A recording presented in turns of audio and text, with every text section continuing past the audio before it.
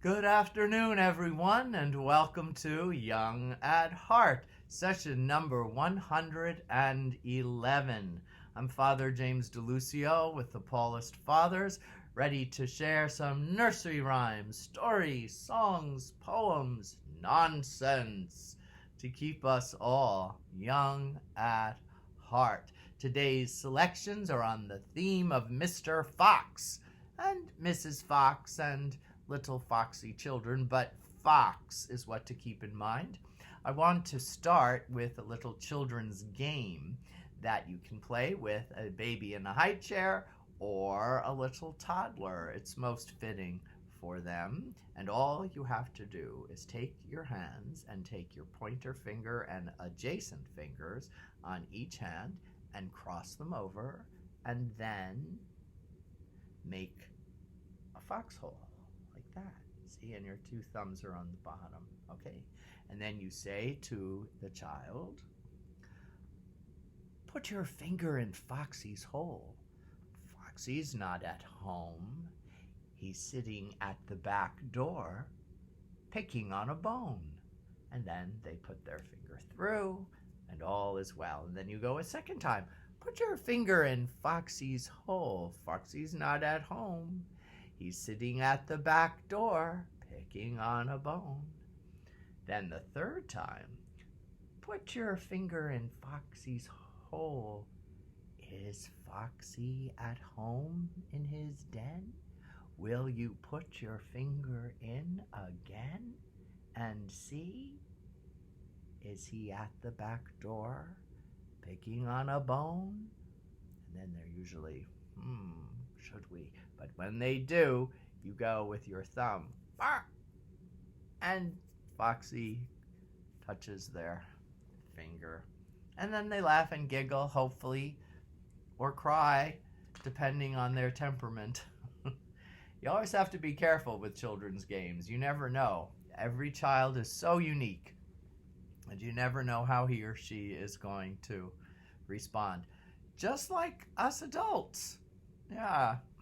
I want to return to a poem that I did quite a long time ago. We're at 111, so I'm sure you don't remember it. But when I found this little children's game, I thought, I should do a do-over. We spoke about that the other day, right?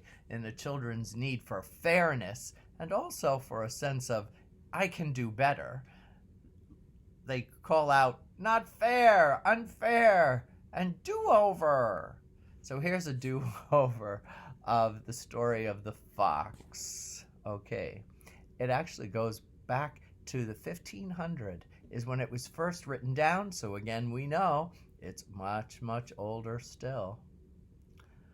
A fox jumped up one winter's night and begged the moon to give him light, for he'd many miles to trot that night before he'd reach his den. Oh, den, oh, den, oh, he had many miles to trot that night before he'd reach his den. Oh.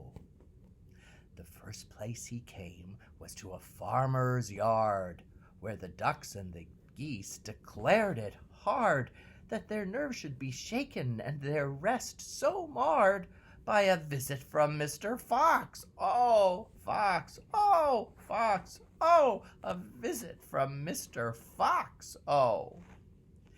He took the gray goose by the neck and swung it across his beck.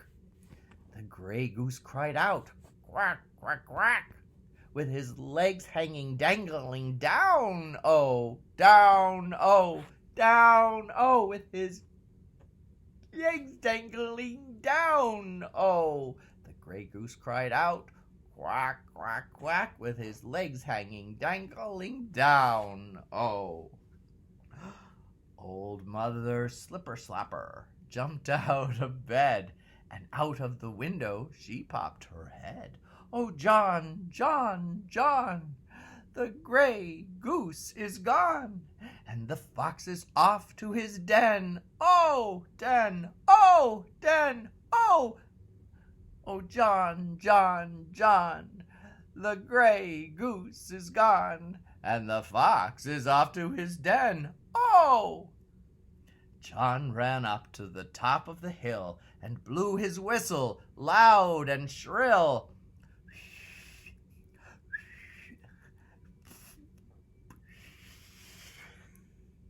Said the fox, "That's pretty music, but still I must be off to my den. Oh, den, oh, den, oh, the music is pretty, but really, still I must be off to my den. Oh."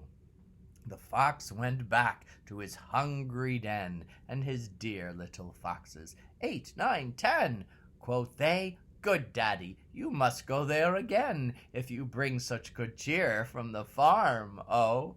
Farm, oh, farm, oh, if you bring such good cheer from the farm, oh." The fox and his wife, without any strife, said they'd never ate a better goose in all of their life. They did very well, without fork or knife. And the little ones picked the bones, oh, bones, oh, bones, oh, and the little ones did very well with the bones, oh. Now, if we go way back to the 16th, even the 14th century, we give the same opening stanza as all the example that the book gives me, with that little bit of that early modern English. "It fell again the next night.